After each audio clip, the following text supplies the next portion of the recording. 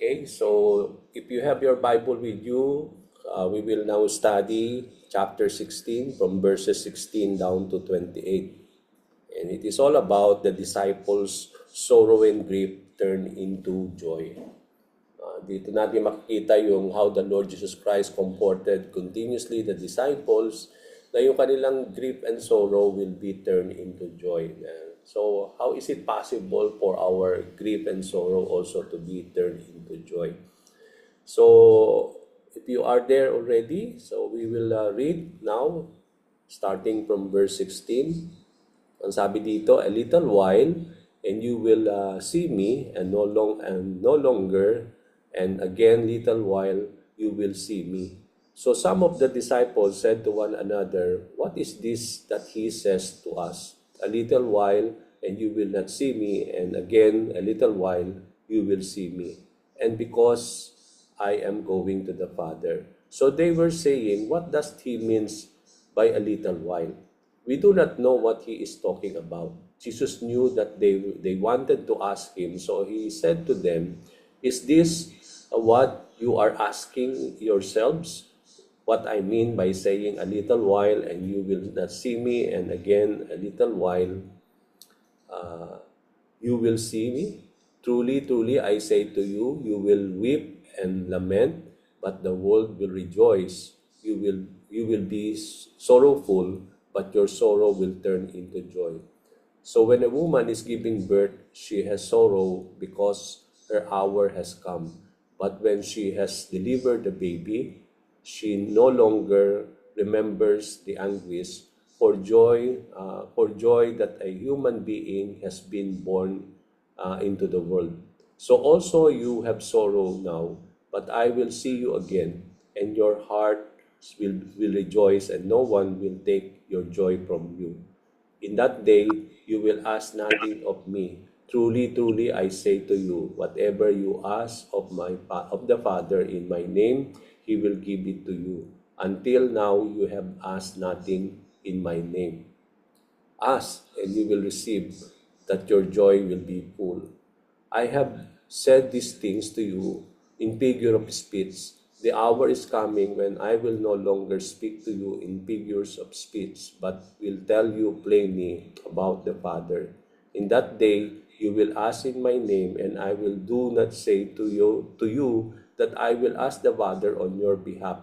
For the Father himself loves you, because you have loved me and have believed that I have came from God. I came from the Father and have come into the world, and now I am leaving the world and going to the Father. So purihin ang Panginoon sa kanyang mga salita this morning, mga kapatid, as we ponder upon these words of the Lord. Today we are commemorating the death of our Lord. No? Today is Good Friday. And as we commemorate the death of our Lord, napakagandang pagbulay-bulayan ito pong mga kataga at mga salita ng ating Panginoon today as He continue to comfort the hearts of His disciples ng mga panahon na yon. Now, yung ating pong passage today is a continuation of what Jesus was disclosing sa kanyang mga disciples after the Lord conveyed to them about the work of the Holy Spirit. Diba, natatandaan ninyo, pinag-aralan natin last time yung work of the Holy Spirit. At mapapansin natin, ito pong ating verses that we have read earlier is a continuation ng kanyang disclosure about the Holy Spirit. No? That Jesus continued to comfort the hearts of His disciples of how they will be able to experience sorrow and grief. No? But the promise of the Lord is that their sorrow and grief will be turned into joy. So yung sorrow and grief, mga kapatid, felt by the disciples was brought. Ano ba ang nagdala nito? Ba't nagkaroon ng sorrow and grief ito mga disciples? No? From our verses, we were able to understand na itong sorrow and grief na ito by the disciples were brought by the fact that Jesus will soon leave them. No, alam na natin, 'di ba? Ito na yung mga starting pa lang sa chapter 13 verses 4, chapter 14, 15, and then sa verse dito sa ating chapter 16, makikita natin dito na she's already na parang nagpapaalam na siya, no, that that the Lord will soon leave the disciples and they will be left behind. At isa sa mga makikita nating dahilan kung bakit nagkakaroon ng sorrow and grief itong mga disciples is that they see themselves as being left behind by the Lord. But actually, they will not become orphans, no? Kasi ito nga yung sinasabi ni Lord, that I will not leave you orphans, but I will ask of the Father, and He will send to you the helper or the advocate that will proceed from the Father.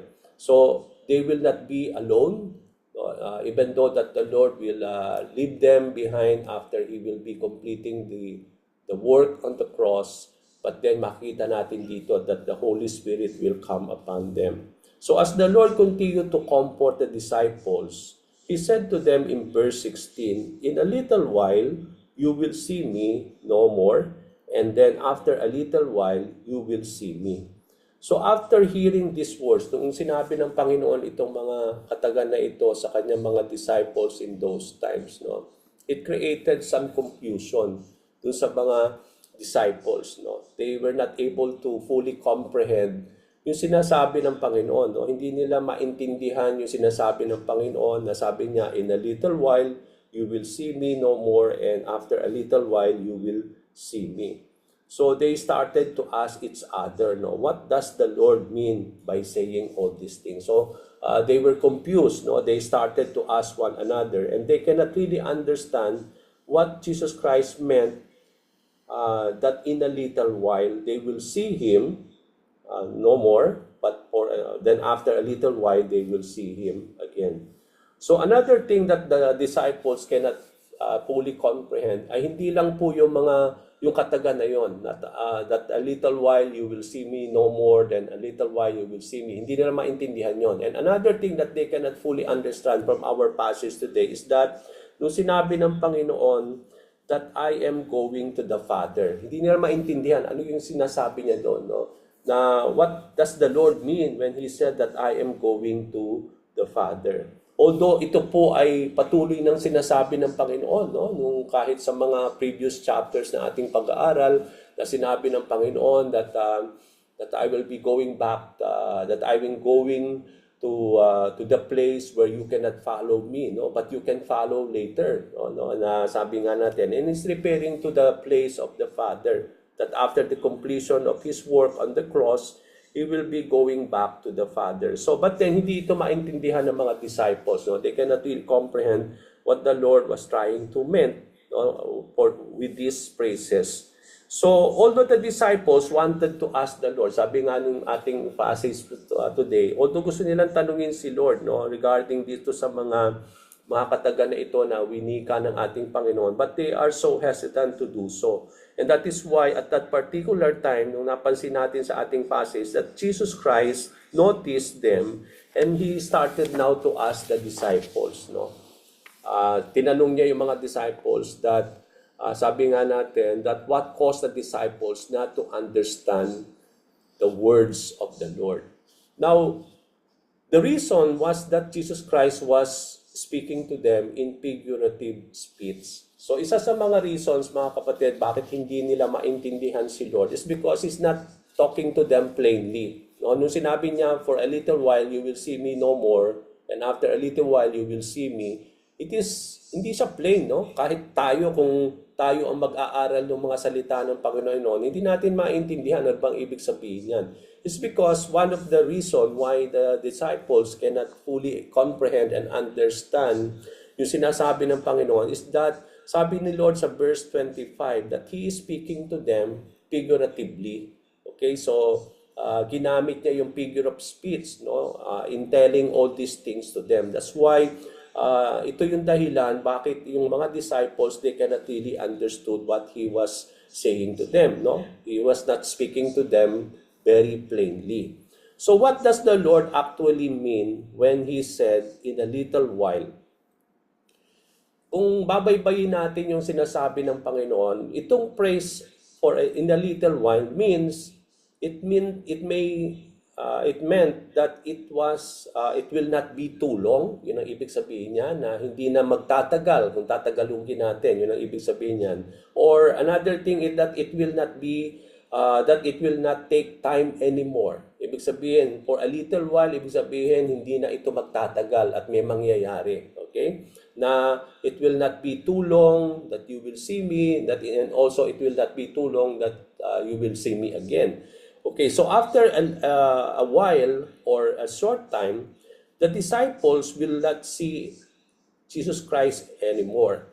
And after a while also, that they will see Him again. So here, makikita natin dito that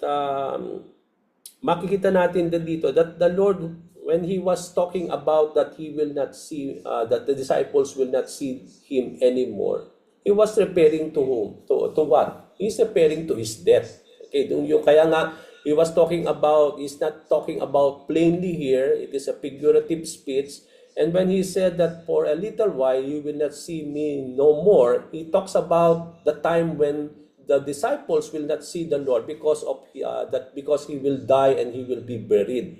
Okay, so yun yung today we are talking about we are commemorating the death of the Lord. So when the Lord Jesus Christ said that for a little while you will see me no more, He is referring to His death, to the time when Jesus Christ will die and He will be buried. And after His death on the cross, the disciples can no longer see the Lord. So dito, the Lord was talking to them of the thing that will happen soon, that after His death on the cross, He will be buried, and then after a while, they will not able to see the Lord. Yun yung He was talking about His death and His burial. When He referred to that phrase, that a little while you will see me no more. So He's referring, figurative speech yan, and it is being, the Lord meant, He's pointing to His death and His burial. So it will not be too long when the religious leaders will arrest the Lord Jesus Christ, and He will put Him into death, But it will not be long enough also, because Jesus Christ will really somehow, sabi nga natin, there will be something that will happen, and that is preparing that after a little while you will see me. So anong ibig sabihin nun? So Jesus Christ, when He said soon they will see me, He refers now to His resurrection. That for a little while you will not see me, because He will die and He will be buried, but after 3 days you will see me again. He's referring, it is a figurative speech as He's referring to His resurrection. That soon they will see back the Lord, and it is referring to the time when the Lord Jesus Christ will rise from the dead, after His burial, after His death on the cross. So dito, makikita natin dito that soon they will see the Lord, It is referring to the resurrection of the Lord, and the disciples will see Jesus Christ again. Okay, so it will not be too long when the religious leaders will arrest Jesus Christ, and He will be judged and He will be put into death. But it will not be too long also after He died, But then He will rise back into life and be seen again by many. So dito yung praise na yon, kaya hindi nga maintindihan ng mga disciples, because it is not a plain words. He was talking about here, about the time that the Lord Jesus Christ will die and He will be buried. That's why the disciples will not see Jesus Christ at that particular time. But also, sabi niya, but a little while you will see me again. He is referring again to the time that He will be brought back into life.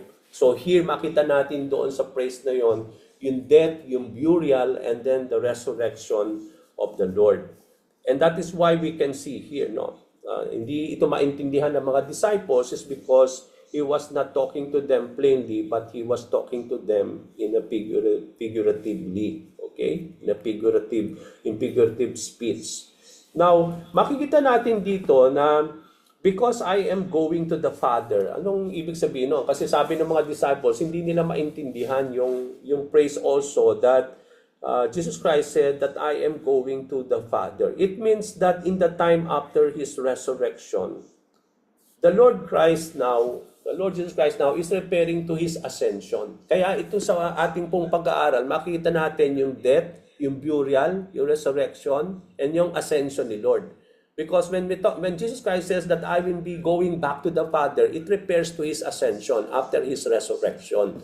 Okay, yun yung sinasabi niya, that after the completion of His work on the cross, when He died, you will not see me, and when He will be buried, and then after a little while, you will see me, talking about His resurrection. And then, after that, sabi niyo, I will be going back to the Father. So, He's referring here to the time when after He completed everything, He will be ascending back into heaven in the presence of the Father. Yun ang ibig sabihin nun. He's referring to His death, no, when the disciples will no longer see Him. And Jesus said on verse 20, that very truly I tell you, you will weep and mourn while the world rejoices. No? Makikita natin dito that when the disciples will no longer see the Lord, no, they will mourn and weep about it. But makikita rin natin dito that the Lord Jesus Christ says that in the opposite naman, the world will rejoice, no? Although they will be grieved with sorrow, but your grief will be turned into joy. So yun yung sinabi ni Lord, no? That although sabi nila, you will not see me, but then after a while you will see me, but then during that time that they will not see the Lord, no, when He will be put into grave, no, they will weep and they will mourn for the death of the Lord. But in opposite, sabi ng Panginoon, the world will be rejoicing. But be glad, sabi ng Panginoon to His disciples, that your grief and sorrow will be turned into joy. So at that time of the death of the Lord Jesus Christ, not only the disciples will no longer see the Lord, no? Yun yung makikita natin dito. Hindi lang ito nagsasabi na after at the time of the death of the Lord, hindi nila makikita si Jesus Christ, but this death will cause Him grief and sorrow, that they will weep and mourn for the death of the Lord Jesus Christ. Yun yung sinasabi ng Panginoon, that this weeping and mourning over the death of Jesus Christ will be different and opposite for the world. No? Ito ay kakaiba sa mga sanlibutan o yung mga taong nakatira sa mundo, because for them, the death of the Lord is a time of rejoicing. But for the disciples who had believed on the Lord, it is a time of weeping and mourning, but opposite naman and differently when it comes to the world, because they will be rejoicing after the death of the Lord. So they will rejoice over the death of Jesus Christ. So dito na sinasabi ni Lord, no, the Lord is foretelling the people, His disciples, of what will happen soon, no? That not only His death will cause grief and sorrow for His disciples, but in opposite naman, that the world will be rejoicing over His death. So not only the world will rejoice, so when Jesus Christ died, but even Satan and darkness and the power of darkness will be also rejoicing as well. No? Sinabi ng Panginoon doon sa verse na yun, na hindi lang yung buong mundo magse-celebrate, magre-rejoice over the death of Jesus Christ, but even Satan will be celebrating victory. No? Sabi nga sa kanta, they are celebrating victory over the death of the Lord, and the power of darkness is celebrating over the death of Jesus Christ. But Jesus promised the disciples that the grief and sorrow of the disciples will turn into joy. So paano mangyayari yun? No? Na how is it possible that their grief and sorrow will be turned into joy? So in illustrating this reality, para illustrate ng Panginoon itong reality na mangyayari na sinasabi niya sa kanyang mga disciples, na He is referring to His death, His burial, His resurrection, and because of His death will cause them grief and sorrow. But sabi ng Panginoon that their sorrow and grief will be turned into joy. And to illustrate that reality that will happen soon, He uses itong illustration of itong tinatawag natin yung pain brought by, sabi natin, yung illustrating the pain brought by the grief and sorrow that will turn into joy. Jesus Christ used the illustration of a child birth on verse 21. No? Ginamit niya itong illustration na ito wherein a mother will be giving birth to a child, no, although there will be pain during the labor, but after the child will be delivered, no, everything will be turned into joy, no. Yun yung nakita natin dito, that a woman giving birth to a child has pain, no, because her time, no, has come for her to deliver the baby. But after the baby will be born, no, he will able to forget the anguish or yung pain, no, because of her joy that a child is born into the world. So makita natin dito si Jesus Christ, no, he's also using illustration to illustrate, sabi nga, to characterize yung mangyayari when it comes to the grief and the sorrow of the disciples that they will experience after the Lord will die, no? At dito in-illustrate ng Panginoong Jesucristo yung time na yon that it will be like a woman who will be giving birth to a child, no, to her child, that even though initially dun sa labor it will be painful, that there will be anguish, no, yun nga yung grief and sorrow na ini-illustrate ng Panginoon, but that grief and sorrow will turn into joy when a woman, sabi niya doon, will be giving birth to her child, no? Not after that, she already forget yung pain, yung anguish, because it will be turned into joy because once that she will able to see the baby born into the world. So some of you as mothers, no, sa inyo bilang mga ina, no, you will able to relate to this, what the Lord Jesus Christ was trying to illustrate, no. All of you as mothers and as experience this pain and joy of giving birth to your child or to your children, no. Yun nga yung makikita natin dito na although there will be pain in giving birth to your child, but then mapapalitan lahat ito ng kagalakan at kaligayahan after the child will be born, no? That everything will be joy after that pain. So, in what way that the Lord was repairing and that the weeping and the mourning of the disciples will turn into joy? What will make them this grief and sorrow will be turned into joy? So the disciples, sabi natin dito, yung grief and sorrow of the disciples that will be brought by the death of our Lord will turn into joy when they will see again the Lord Jesus Christ after His resurrection. Kasi for a little while, sabi nga, no, for a little while they will be they will be filled with grief and sorrow, but for a little while also they will also rejoice after that because they will see Him back, no, brought by His resurrection.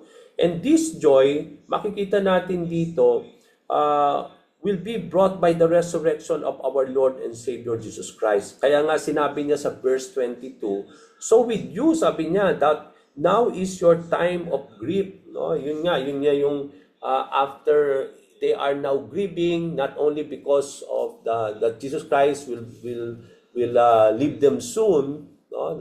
And He will be going back to the Father, but also the time will come also that they will be grieving, they will be mourning and weeping, no, over the death of the Lord. Pero ang sabi niya sa verse 22 sa kanyang mga disciples, but I will see you again and you will rejoice, no, and no one will take away your joy. So yung joy na yon, manggagaling, no, yung grief and sorrow will be brought by the death of the Lord. But that grief and sorrow will be turned into joy after the resurrection of the Lord when they will be seeing back Jesus Christ, no? That at that particular time they will be filled with grief, no? It is a time of grief and sorrow. Pero sabi ni Lord sa verse 22, but I will see you again and you will rejoice, no? So yung joy na yon will be brought back to them after they will see back Jesus Christ after He will be rising again from the dead, no? And ang sinabi ng Panginoon, and that joy that has been brought unto them by Jesus Christ, by the resurrection of the Lord, will not be taken away from them. Okay, so yun yung joy na brought by the resurrection of the Lord, and that joy that has been brought to them by the Lord through His resurrection will not be taken away by anyone. So the grief and the sorrow of the disciples will be brought by two factors. No? Ano ba yung magdudulot ng grief and sorrow sa mga disciples? May dalawang factor. Yung unang factor dito, the grief and the sorrow will be brought by the fact that Jesus Christ will leave them soon. No? That He will be going back to the Father and they will be left behind.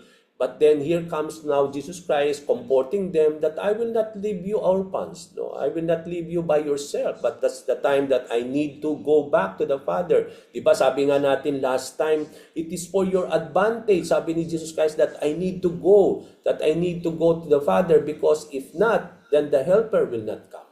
So it is for their benefit. It is for their advantage that Jesus Christ needs to go. But then, alam natin po that it will not be too easy for the disciples to take that as like that, no? Kaya nga they will really long for the Lord, no?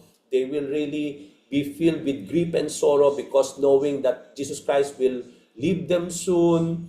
But then the comfort naman is that there will be a helper or the advocate who will be coming, no? Who will comfort them, and that is also the blessing there. So the first thing why there will be grief and sorrow is because of the fact that Jesus Christ will leave them soon.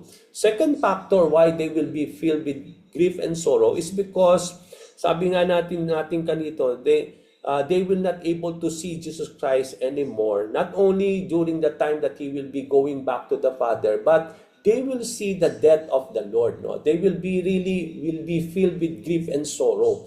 Kaya nga kung mapapansin natin dito, natatandaan natin na they were not able to fully comprehend that after 3 days, Jesus Christ will rise up again from the grave. No? Kasi kung naintindihan nila ito, they will not be, yung kanilang grief and sorrow will not really remain. Kaya that explains itself that why when they have seen the Lord died, no, on that when He was put back, no, nung tinanggal siya sa cross, and then when they buried the Lord, no, nakita nila that it seems that it is the end of everything, no, na parang they ran out of hope. It's because they were not filled with assurance. Hindi nila maintindihan that they will be that Jesus Christ will be coming back again into life after 3 days. Because if that is so, then they will be really expecting and they will really sabi nga natin, they will really anticipate, no, yung event na yan, and they will be waiting for it. But that explains that after 3 days, no, they were not at the tomb, no, waiting for the resurrection of the Lord. It means to say at that particular time na hindi pa rin sila makapaniwala na si Lord will die, and then after that He will remain dead, no. But in reality, ito nga yung sinasabi ni Lord na that your grief and your sorrow will be turned into joy when you will see Me again. But they cannot really understand that, no. Kaya nga hindi nila maintindihan yung what the Lord was trying to repair here, that they will see Him again. And they cannot fully comprehend and they cannot really fully understood yung sinasabi ni Lord that He will see Him, that they will see back the Lord, and that will cause them joy, and that joy will not be taken away from them. So that is also another factor why there will be grief and sorrow, no? They will be filled with grief and sorrow because Jesus Christ will leave them soon, not only because of His death, but also of His ascension or His coming back to the Father. So although sabi nga natin, they will be a time of grief and sorrow, yet though sabi dito that sorrow will be turned into joy, and they will, sabi nga natin, rejoice because Jesus Christ will see them again and they will see back the Lord Jesus Christ. So as the disciples rejoice, sabi ng Panginoon, their joy will not be taken away from them. No one will take that joy when that happens. Even the enemy cannot take that joy away from them. And that is the promise of the Lord, no? So what does this tells us, no? Ano yung sinasabi nito na sa kanang Panginoong Jesucristo sa kanyang mga disciples, that what is the Lord is trying to say us now, no, when it comes to our own grief and sorrow, that there will be moment also and time as disciples of the Lord na we will also experience grief and sorrow in our lives. It reveals, mga kapatid, sa bawat isa sa atin, that in our lives, there will be time of grief and sorrow that will bring also pain and anguish over us, that we will experience also weeping and mourning, no? And yung weeping and mourning here is not only in times that we will lose loved ones, no? Kasi sometimes in our individual lives, pag sinabi nating weeping and mourning and grief and sorrow, we always repair it kapag may papanaw na mahal natin sa buhay, no? That's the time that we will weep and mourn, and we will be filled with grief and sorrow. Yes, that is one only example, that we will be filled with grief and sorrow, but that is not only thing that will cause only grief and sorrow and that we will weep and mourn, no? Kasi sa ating, kung titingnan natin in a very large perspective or view, itong grief and sorrow that we experience in our life is not only after when a loved one died, no, but also we will also experience grief and sorrow in terms of our mga hardness or yung mga bagay na dinadanas natin dito sa lupa, no, in terms of problems and trials. Yung difficulties of life here on earth will also cause us grief and sorrow, that we will weep and mourn, not only because of things that is happening over our lives, but even makikita natin dito sa, even in the scriptures, that we are called to weep and mourn for our sins, no? That we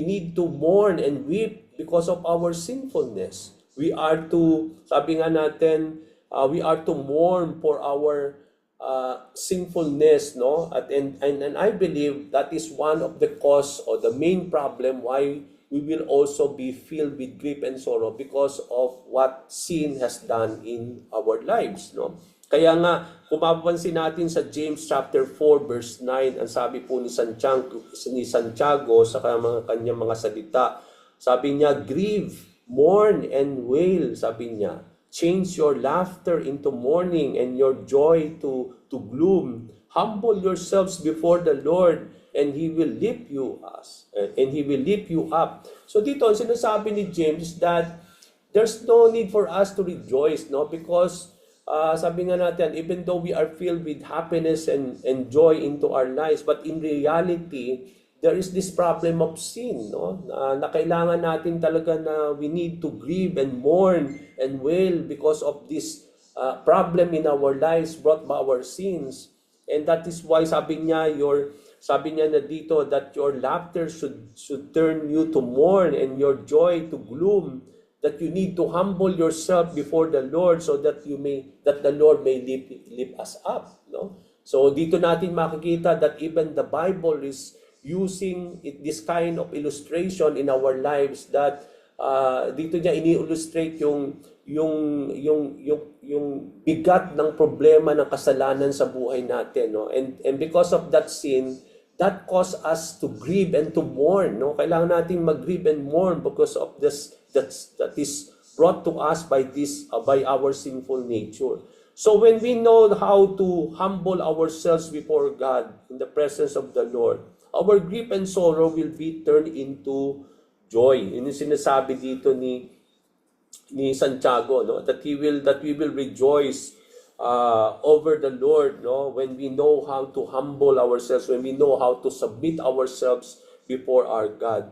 Kaya nga sabi po sa Psalm 30 verse 11 to 12, you turn my wailing into dancing, sabi dito, no? You remove the sackcloth and clothe me with joy, that my heart may sing your praises and not to be silent. Lord my God, I will praise you forever. So dito natin makita, even though there will be time that we will mourn and weep because of death of loved ones, because of the gravity and the hardness of life, and because of the problem of sin in our lives, no. But the one of the most important thing is that we need to humble ourselves before the Lord, so that the Lord will be able to lift us up. And at the same time, because we know how to humble ourselves before the Lord, sabi po sa Psalm 13 na binasa ko, that the Lord will turn our grief, our wailing into dancing, and our sorrow, no, into joy, no, that He will remove our sackcloth and clothe us with joy, no? Yung mourning and grief, yung grieving natin over a death of family, loved one, or over because of the problems that we bear into our lives, no. But yung heaviness of and yung problem of sin. But if we know how to humble ourselves before the Lord, all this grief and mourning and weeping, no, and wailing will be turned into dancing and rejoicing, no. Yun yung makikita natin if we know how to humble ourselves before the Lord. And that is why it is the Lord who will turn all these things into dancing and rejoicing. And that's why it will lead us to praise the Lord, no? And we will not be silent. And that is the time that we thank the Lord and praise Him, is because how the Lord has turned into all these things into joy and to rejoicing, that our hearts are overflowing with praises, and we will not be silent about it. And that's why it will cause us always to praise the Lord forever. And that is what we can see here, no? So, why our joy brought by the Lord will no one will take it away, no? Yung palang joy na ibinigay ng Panginoon sa atin, no, cannot be taken away by anyone. Why do you think that it cannot be taken away from us, yung joy that has been brought to us by the Lord? Not only because of the joy brought by the resurrection of the Lord, and anything that cause us joy that comes from the Lord, why it cannot be taken away from the Lord? Simply because alam natin yung joy will always remain. Just like the peace of Christ, no? Sabi nga natin, I leave you peace, my peace I give you, no? It is not the kind of peace that the world gives, na kapag may kaguluhan, wala na yung peace. But just like the peace that the Lord gave us, it is the same thing when it comes to His joy, no? The joy of the Lord is our strength, sabi nga natin. So it means to say, kung the joy of the Lord is our strength, hindi nananatili siya. Kaya lagi tayong may strength. Kasi hindi siya nawawala, no? And that joy is brought to us by whom? By the Holy Spirit. Kaya nga, when we talk about the fruit of the Holy Spirit, one of the fruit of the Holy Spirit is joy, no? And we know that the Holy Spirit will not depart on us, no? Nananatili. Kaya nga nung last time we talk about na in the past, in the Old Testament times, no, that kapag ang Spirit of the Lord will come upon the person after the completion of yung plan ni God, no, that the Holy Spirit will depart upon the person. There's a possibility that the Holy Spirit departs the person. Pero dito makikita natin ang pangako ni Lord that when the Holy Spirit will come upon the disciple and the believer, He will stay forever. He will dwell upon them forever. And because the Holy Spirit is forever dwelling upon the person, it means to say, yung fruit of the Holy Spirit will remain upon their lives. If they know how to submit to the Holy Spirit, if they know how to walk in the Spirit of God, they will always experience the fruit of love, the fruit of joy, the fruit of peace, no, kindness, patience, yun yung fruit of the Holy Spirit. Kaya ang mapapansin natin dito, itong joy na ito ay dulot na, hindi lamang ito'y dulot ng resurrection of the Lord at that particular time na sinasabi ni Lord, but in our lives, it is referring to the joy brought to us by the Holy Spirit that who is dwelling in us. No? And just like no one can take away the Holy Spirit in us, no, because the Holy Spirit cannot be taken away from us, then the joy that brought by us by the Holy Spirit cannot be taken away. Even the enemy cannot take that away from us. So yung joy na yan brought by the Holy Spirit in us. And that is why the Lord says that when they will be filled with joy, no one can take that joy out of them. And He is referring to the resurrection, to the joy that they will see Jesus Christ back, but also to not only because of the resurrection of the Lord that will bring joy to them, but the fact na sabi nga natin that the Holy Spirit will come, no, when the Lord will be going back to the Father, and here comes the advocate, the helper, whom the Lord will be sending in His name, no, that will be proceeding from the Father. Sabi ito, itong Holy Spirit na ito who will dwell in the person's life, will bring that joy, no, and that joy will remain unto them. And it cannot be taken away from them. Kaya yun yung sinasabi ng Panginoon. That's why in our lives, no, we experience always yung joy na yan ni Lord sa ating buhay.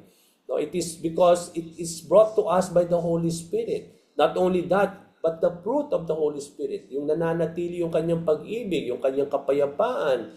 No, that's why we have patience, we have kindness, is because that is also brought in us by the Holy Spirit. Nagmamanifest yan sa buhay natin because of the Holy Spirit dwelling in us. If we know how to submit, if we know how to walk in the Spirit of the Lord. Kaya nga, in verse 23, ang sabi ng Panginoon, in that day, you will no longer ask me anything.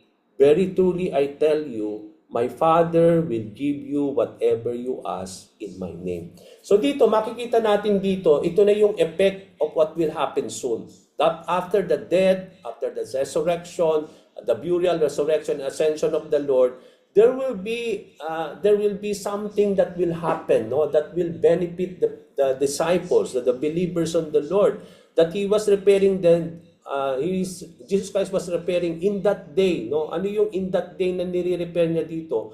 In that day, nire-repair niya yung time when everything will be fulfilled, that everything will be completed, na yung work on the cross, yung victory over sin and death, no? And then when He will be going back to the Father, He's referring to all of these things, no?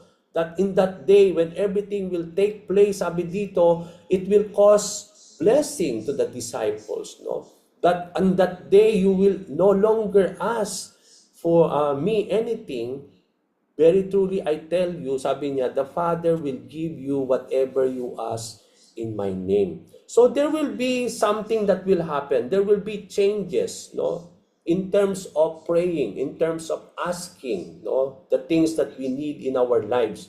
So dito natin makikita na merong sinasabi si Lord in terms of asking anything that we need, no, that will be granted to us by the Father in the name of the Lord. So makikita natin yung pagbabago dito, na merong pagbabagong mangyayari. Ano yung mga pagbabago na mangyayari that in that time when everything will take place, no? So before that time, mapapansin natin, before that time will happen, the disciples are asking the Lord Jesus Christ for anything they need. Dahil kasama pa nila si Lord. Yung mga panahon na yon, kasama nilang they travel together, they sleep together, they eat together. So sa lahat ng mga patungkol sa mga disciples, they always come to the Lord. Because Jesus Christ is still present with them. Nandun pa rin si Lord. No? Nandun pa si Lord sa kanila. Kaya dito sinasabi dito, but after that time, there will be changes on that. No? Kasi si Lord, He will be going back to the Father. So there is no means for them now to ask directly to the Lord Jesus Christ. Hindi na yung mangyayari yung mga panahon na He is still with them, that they can ask directly to the Lord Jesus Christ of anything that they need. But then Jesus Christ was trying to say now that on that day when everything will take place, you will no longer ask me anything. That you will not be asking me anymore. But it is now the Father who will give everything to you, whatever you ask in my name. So merong pagbabago siya, may shift na mangyayari na nung mga panahon na yon na Jesus Christ was still with them, they can really directly ask the Lord Jesus Christ of everything that they need. But when the time will happen that everything will take place, no, yung death, burial, resurrection, ascension of the Lord, and then the Holy Spirit will come, that time now is that they will no longer ask Jesus Christ of anything because He is not anymore present with them. But truly I tell you, sabi ni Jesus Christ, whatever you ask of the Father, He will grant you all these things in my name. It means to say, they will start now asking the Father in the name of the Lord. So yun yung makita nating changes dito, yung mga mangyayari soon, no? That soon they will be now asking directly to the Father, and they will do it now in the name of the Lord. So yun yung makikita natin in our time today, isn't it? When we pray, when we ask of anything that we need, we go directly now to the Father, we pray to the Father, and we ask all these things in the name of the Lord Jesus Christ. Diba yun naman yung nakikita natin ngayon sa ating our lives. And that is what is being prepared here by the Lord. Na sinasabi niya sa mga disciples, ito yung mangyayari soon. No? In that time, noong mga panahon na kasama ko kayo, you are directly asking me of anything that you need. But I say you, but when all these things will happen, no, you will now ask, no, that the Father will now be the one who will give you whatever you ask, that it will be done in my name. So yun yung sinasabi dito. So notice here na makikita natin that after the completion of everything by the Lord Jesus Christ, He said that they can now ask directly the Father, and it will given to them whatever they ask in the name of the Lord Jesus Christ. So today we pray and ask to the Father in Jesus' name.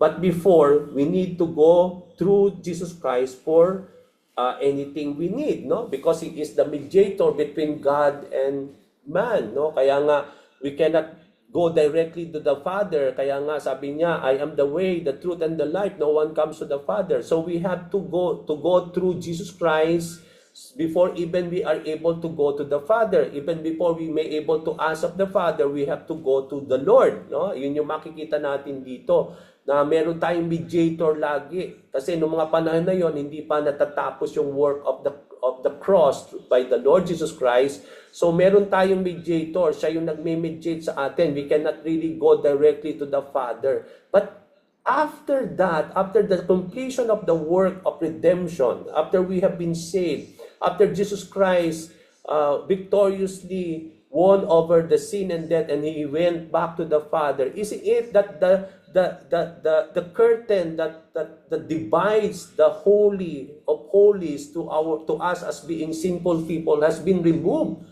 No, yung curtain na yun ay parang it symbolizes the body of the Lord that has been ripped from top to bottom, that now we can now go directly to the Father without sabi nga natin, any hindrances. That now today, and that is what we can experience also in terms of praying. No? Now we can go directly. Hindi na tayo umiikot-ikot so that our prayers will come directly to the Father. It is Jesus Christ who's bringing that to the Father. But now today, sabi nga, it is the Holy Spirit who is interceding in behalf of us, and our prayers being sent by the Holy Spirit to the Father. No, isn't it? So dito natin makikita that there are changes that will happen soon, no? At yun yung makikita natin. Before, we are not able to go directly to the Father, and we need to go through the mediator, and that is our Lord and Savior Jesus Christ.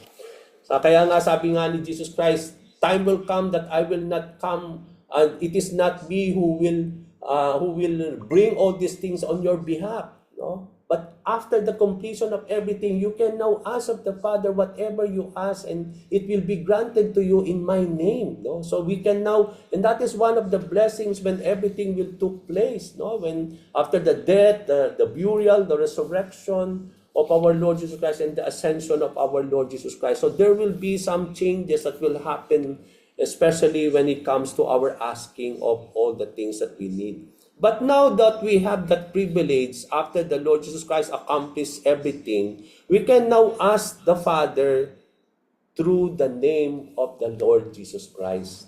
Okay, so we can now access the presence of the Father in the name of the Lord. No, that's why the Father can now bless us. No, we are able to receive now what we are asking of Him, and it is being done by the Father in the name of the Lord.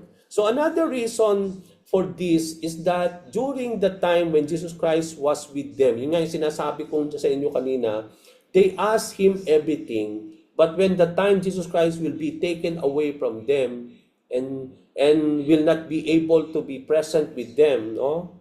After everything took place, they are now to ask the Father in the name of the Lord.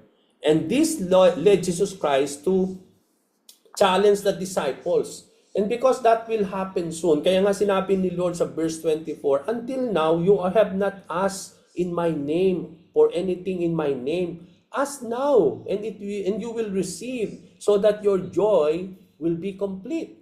So dito, binubuksan na ni Lord yung opportunity for the disciples now to ask in His name. Because since then, they are not asking in His name. No? They are not, that as if God is now ushering them, that they may now call, no? That they may now call unto the Father, and that they may now ask in His name. No? Because since then, they have not done it so.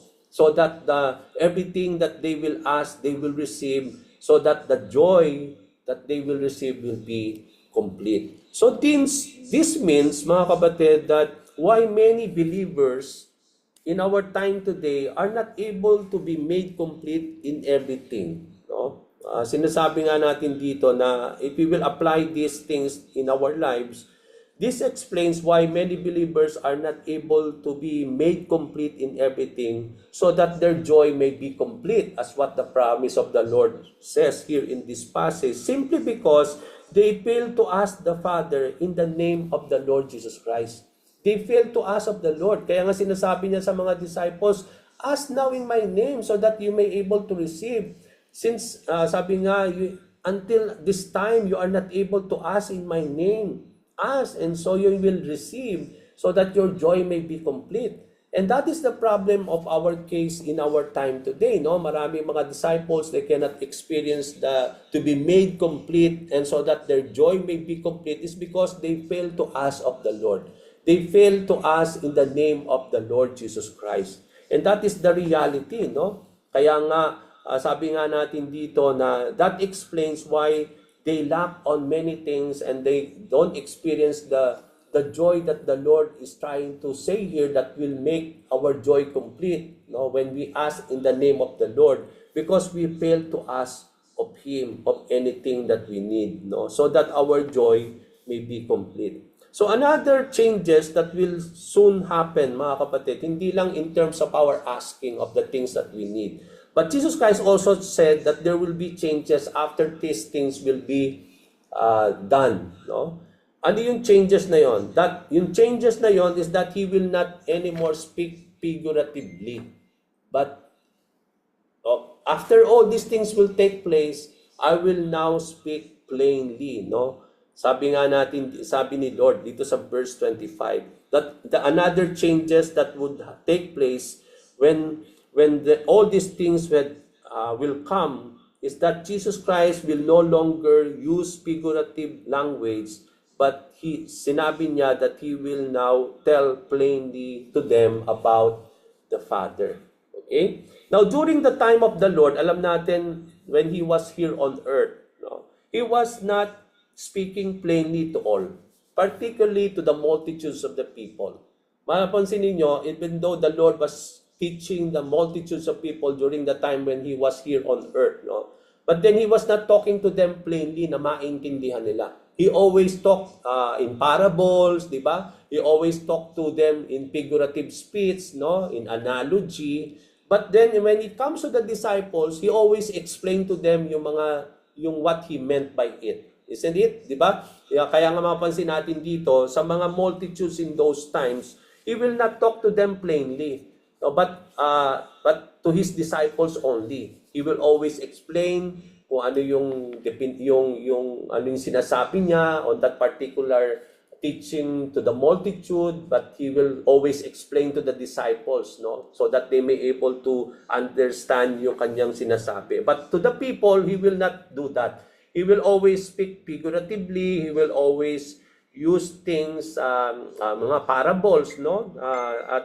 It will not be done plainly to them. Pero mapapansin natin dito, nung sinabi ni Lord, no, when everything will took place, when everything has been done, sabi ng Panginoon, He will not no longer speak to them figuratively, but He will always speak to them plainly, especially in talking to them about the Father. So, but when everything will take place, Jesus will speak plainly to the disciples, because we have now the Holy Spirit who will tell us, who will reveal, who will always teach us about the Father. Bakit now it will become plainly to us? It's because yun nga yung role ng Holy Spirit. When the Holy Spirit will come, it is the Holy Spirit now who will explain to us plainly. That's why today, even though na may mga sandali na hindi natin maintindihan yung Bible, yung scriptures, but then the blessing is that when the Holy Spirit comes upon us, sabi nga ng Panginoon, He will remind you, He will lead you into all truth, no? He will teach you, so He will guide you, He will explain everything to you. Kaya nagiging plain sa atin is because of the Holy Spirit now residing in us, no? Hindi na nagiging complicated sa atin yung pag-intindi natin ng salita ng Panginoon. And that is one of the blessing of the coming of the Holy Spirit upon us, no? Yung mga bagay na hindi natin maintindihan dati, no? But then when the Holy Spirit comes upon us, when we rely on the wisdom and the prompting of the Spirit, He guides us in all truth. Kaya naintindihan natin. It's because it is the Holy Spirit who will make it plain to us.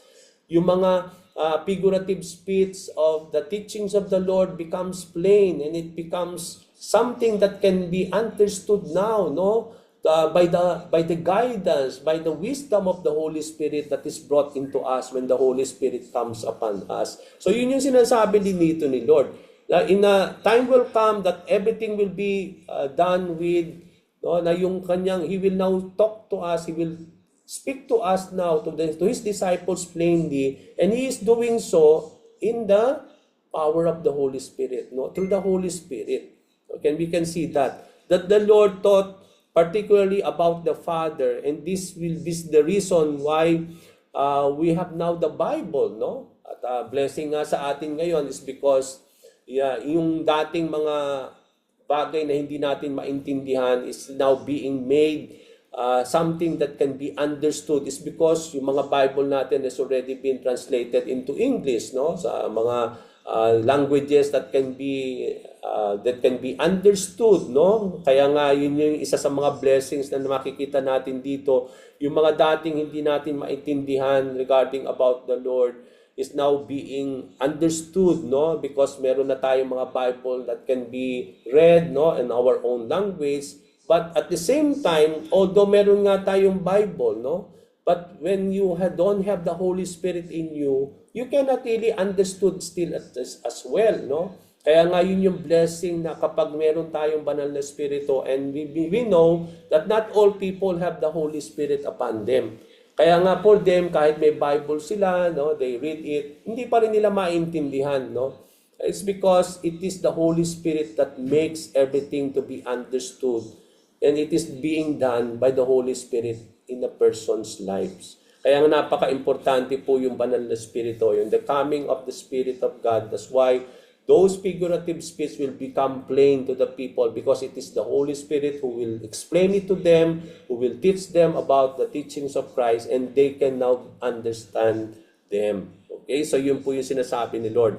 In verse 26 to 27, as we will be about to end, Jesus said that we cannot directly ask the Father. Sabi dito, Jesus said that we can not directly ask the Father through His name, and He is simply not saying that He is the one who will ask of the Father on our behalf. No, hindi na niya, nung mga panahon na yon, yes, He is the mediator between God and man, no? But then when everything will take place, no, when He will be now when everything has done, no, in the name of the Lord, hindi na yung mga dati na He will be the one who will ask of the Father on our behalf.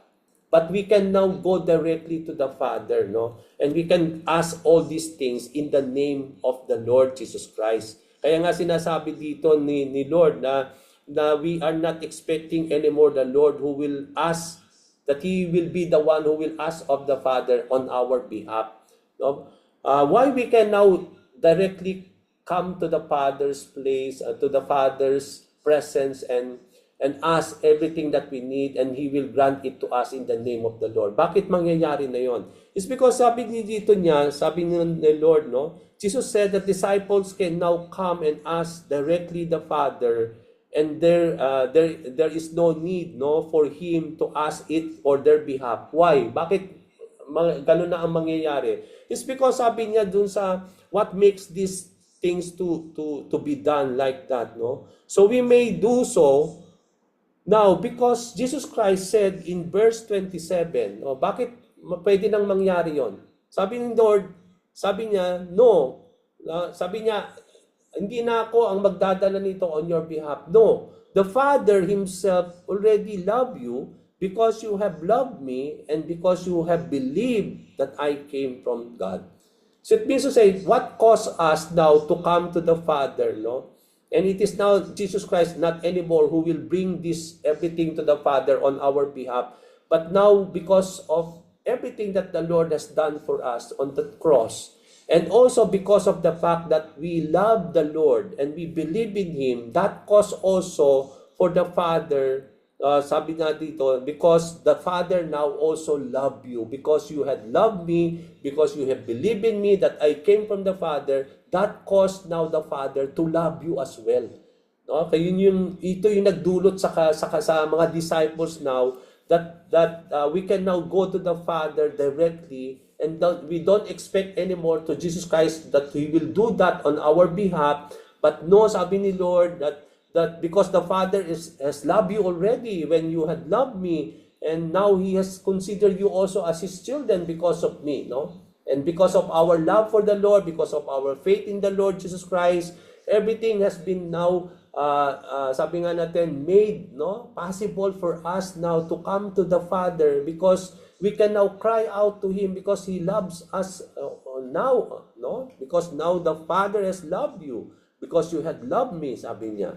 And our love for the Lord Jesus Christ, and also our belief and our faith in the Lord, as sent by God, as being someone who has been sent by God, resulted for the Father to love us as well. Okay? And that caused the Father to love us as well. And because of this, we can now go directly and ask the Father in the name of the Lord Jesus Christ. Because of the love of the Father, we are able to receive what we ask of Him in the name of the Lord Jesus Christ. Because there is now that relationship going on now with our Father. Isn't it through Jesus Christ we were now reconciled back to our Father's relationship? It is the Lord who ushered everything. Before, we cannot go directly to the Father, but now because of the work of Christ on the cross, no, us being enemies of God before, no, we were reconciled back to our Father. We were reconciled back in our relationship with our Father. And because of our love for the Lord, because of our faith in Him, no, that caused the Father also to accept us, and that caused us to be loved by the Father. And that's because of that relationship now going on with us, no, with the Father. We can now ask of the Lord, no, we can now ask directly to the Father, in the name of the Lord, and that the promise of the Lord, it will always granted to us, no? Kaya nga ang challenge niya, that ask now so that you may receive. Ask now in my name and you will receive, so that your joy now will be complete. And that is something that the challenge of the Lord is being extended to us, that because everything has done by the Lord, no, as we commemorate the death, the burial, the resurrection, the ascension of the Lord, it brought us blessing indeed, mga kapatid, no? Not only in terms of our asking of the Lord, but in terms of our relationship, no? that we were already been reconciled back to our Father because of the Lord Jesus Christ. And because that relationship has been established now, that we become children of the Lord, that our Father becomes our Father in heaven, we can now cry out to our Father in the name of the Lord. And because of that relationship, we can experience now the blessings of the Father being extended to us, of everything that we need to ask of Him, and it is being granted to us in the name of the Lord Jesus Christ. As I end, sabi po sa verse 28, Jesus Christ said that I came from the Father and entered the world. But after everything has done, sabi doon, He will leave this world, no? When everything will be completed, He will leave the world and He will be going back to the presence of the Father. So dito nating makikita that the reality and the truth, as I end, that Jesus Christ came from the Father. That it is the Father who sent the Lord Jesus Christ here on earth to fulfill the work on the cross, the redemption, so that the salvation now will be made available to all people who will believe in the Lord. But after all these things, sabi niya, after everything has been done, he will leave now this world and he will be going back to the Father. But we thank the Lord that we were not left behind orphans by the Lord Jesus Christ. We thank the Lord that at the going back of of Jesus Christ to the Father, we have now the Holy Spirit on His behalf, no, dwelling in each and every one of us. That's why we experience now everything, yung mga blessings ni Lord is because of the Holy Spirit that assures us of everything that Jesus Christ has promised. No? Kaya nga napakaganda po yung pangako ng Panginoon sa Kristo. Sabi nga niya na as I end that it is for your benefit that I need to go, because if not, then you will not receive the helper or the advocate. And when he comes, no, he will dwell in you, he will stay with you forever, he will teach you, he will lead you into all truth, he will teach you everything about my words. That's why we are able now to fully comprehend everything. It's because it is the Holy Spirit not only assuring us of all these things, but it is also the Holy Spirit who is guiding us and leading us so that we may able to fully comprehend everything that the Lord has promised you and me. So praise the Lord for this time. So I'll bring this back again to Sister Brenda before let me now stop first this recording.